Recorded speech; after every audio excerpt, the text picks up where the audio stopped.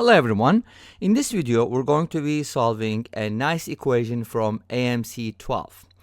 AMC is American Math Competitions, and AMC-12, students can take it up until they are in 12th grade.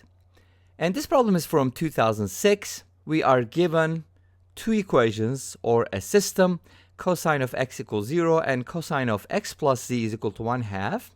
And we're supposed to find the smallest positive value of z. Okay? And I'll be presenting three methods. And I'm pretty sure there's more than three methods to do this. And let's get started. Okay, so for my first method, I'm going to go ahead and focus on the following. I'll just expand the second equation. So cosine of, this is first method, cosine of x plus z is equal to, remember the sum formula, cosine x cosine z minus sine x sine z. Great. Now, we do know that cosine x plus z is equal to 1/2, so let's go ahead and replace it with that. We also know that cosine x is equal to 0, which is nice because it just makes this whole thing 0. We can totally forget about it.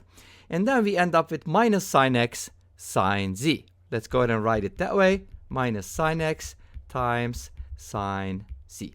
Awesome. How can we use this, right? Well, here's the thing. If you know that cosine x is equal to 0, there is a couple things that can happen. Remember, cosine x can only be 0 if you're on pi over 2 or 3 pi over 2. In other words, odd multiples of pi over 2, right? So when cosine x is 0, sine x is either going to be 1 or negative 1. You could also find this from the Pythagorean theorem for trigonometry, which is sine squared plus cosine squared is equal to 1. Is it also true for complex numbers? Yes, it is. So from here we get the following. If sine x is 1, notice that here you can replace it with 1. That's going to give you negative sine z is 1/2, which implies that sine z is negative 1/2. You can write the negative in the middle too. Or sine z is going to be positive 1/2, depending on the sign of sine x. Okay, sine is S-I-G-N. Great, so we got two values for sine z, but what is that supposed to mean? It means that from here we can find the z values, right? Great, and that's what we're looking for, because the question was asking for what? Smallest z. Let's remember that, right? Even though it wasn't written, that's what I'm asking for. So the problem is asking for, not me. So from here, let's see what we get. If sine z is negative 1/2, actually, from 0 to 2 pi, we're going to get two values. Let's go ahead and focus on them.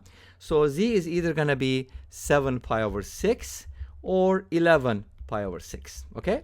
For the positive 1/2, we can get pi over 6 or 5 pi over 6. Since we're looking for the smallest z, that would be pi over 6, right? Great. So that's the smallest value we get. And this brings us to the end of the first method. Remember, we have two more methods we're going to talk about. Okay, the second method kind of uses substitution, but let's rewrite the problem. Cosine x is 0, cosine of x plus z is 1/2, and we're supposed to find the smallest z. So here's what we're going to do. We can go ahead and set this equal to y, and don't ask why. And then we can go ahead and take a look at the following. What is y minus x? Well, y is x plus z. If you subtract x from it, you're going to get z. And that's what we want. Isn't that great? So, in other words, we introduce a new variable, and then we got y minus x equals z. And since we do need cosine of z, do we? Well, I'm just going to find it anyways. So cosine of z is just going to be cosine of y minus x, because that's what z equals, right? And we're going to use the formula again one more time. But this time, it's with a minus sign, so it's going to be with a plus sign, of course, right? Cosine is the other way around, sine is the same. So cosine of y minus x is equal to cosine y cosine x plus sine y sine x. Great. So where do we go from here, though? What is cosine y? We don't even know what y is. Well, we kind of do. Y is x plus z. So this is going to be cosine of x plus z, cosine of x, plus sine of x plus z times sine of x. Great. Cosine of x plus z is what? Do we know it? Yes, it's 1/2. Great. So let's replace this with 1/2. And do we know cosine x? Yes, that's why I wanted to go with the cosine formula. It's equal to 0. So this time, that part is gone completely, and we end up with something like this. And guess what? We can find actually something from here. What can we find? We can actually go ahead and look at sine of x plus z. Why? Because we do know cosine of x plus z. Again, using the Pythagorean theorem, since this is 1/2, even though we crossed it out, sine x plus z is supposed to be plus minus root 3 over 2 from here, right? So we can go ahead and plug that in there, and that's going to give us the value of cosine z. Let's find out. Cosine of z is 0 plus sine of x plus z, so it's going to be plus minus root 3 over 2 times sine x. What is sine x? Well, when cosine x is 0, remember that, sine x is either 1 or negative 1, right? Because we're on the pi over 2 or 3 pi over 2.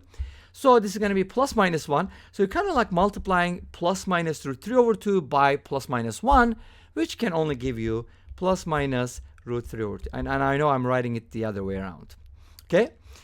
Because the plus times minus is minus, and minus times plus is minus. Okay, so we get two values for cosine z, and again, that gives us the solutions. And this time I'm going to work with degrees because, you know what, degrees are a little easier. So from here we get z equals 30 degrees or 150 degrees if I go with root 3 over 2, positive 1. And if it's negative, then we get z is equal to 210 or 300. But since I do need the smallest value, again, that's going to be 30 degrees, which is pi over 16 radians. You can work with degrees and then convert it eventually or at the end to radians. Okay? Ready for the third method? Okay, let's go. Now for my third method, I'm going to go off of something, right? Since cosine of x plus z was given, why not use it, right? I mean, what does this give me? This gives me two possibilities. Either x plus z is equal to pi over 3, but I also have to consider 2 pi n, which is multiples of 2 pi, or x plus z can be 5 pi over 3. And remember, with the cosine equations, you have to consider alpha and 2 pi minus alpha because their cosines are equal. If you think about the unit circle, these two angles are going to be symmetrical with respect to the x-axis, and their cosines are going to be the same. Okay, so that gives us a couple different values, n equals 0, n equals 1. We don't have to go outside. Actually, you don't even need to go beyond n equals 0 because that's going to give you the smallest value. Make sense? Okay, but here's the thing. We're looking for the not smallest value of x plus z. So that's actually a mistake. You shouldn't go off of that. What do you need? We do need smallest z. So how do you find it? Well, you kind of need to consider all possibilities because we know that cosine x is equal to 0, and this gives us x is equal to pi over 2 plus pi k. I need to make sure that I add multiples of pi, not multiples of 2 pi. Well, 2 pi is going to do, but you have to hit pi over 2, 3 pi over 2, and the 5 pi over 2 odd multiples. You can also write this as odd multiples of pi over 2. Okay? And from here, if you consider all possibilities, the smallest z, which is x plus z minus x, is going to come from 5 pi over 3 minus 3 pi. It's kind of funny because you use the largest value here and the largest value here, right? And their difference is going to be the smallest, which is going to be pi over 6. That is the answer. Again, for the third time, right? And this brings us to the end of the video. Thank you for watching. I hope you enjoyed it. Please let me know. Don't forget to comment, like, and subscribe. I'll see you next time with another video. Until then, be safe, take care, and bye-bye.